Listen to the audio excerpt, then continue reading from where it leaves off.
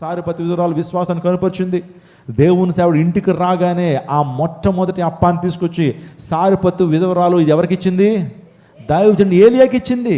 ఎంత విశ్వాసం కావాలి!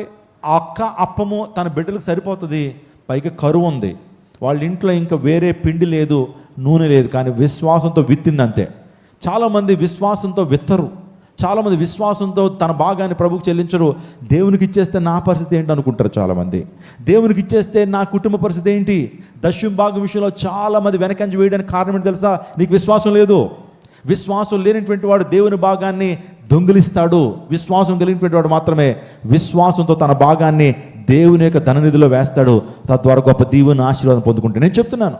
సో ఎవరికైతే విశ్వాసం లేదో వారు దేవుని భాగాన్ని ఏం చేస్తారు? దొంగిలిస్తారు. విశ్వాసం విషయంలో నమ్మకంగా లేనిటువంటి వారు దేవుని భాగాన్ని దొంగిలిస్తారు. దేవుని వాక్యాన్ని వారు లక్ష్య పెట్టరు. నా ప్రియదేవుని విశ్వాసం కలిగినటువంటి మాత్రమే దేవునికి ఇచ్చేటువంటి వాడుగా ఉంటాడు. స్తోత్రం చెప్పడం. హల్లెలూయా, హల్లెలూయా.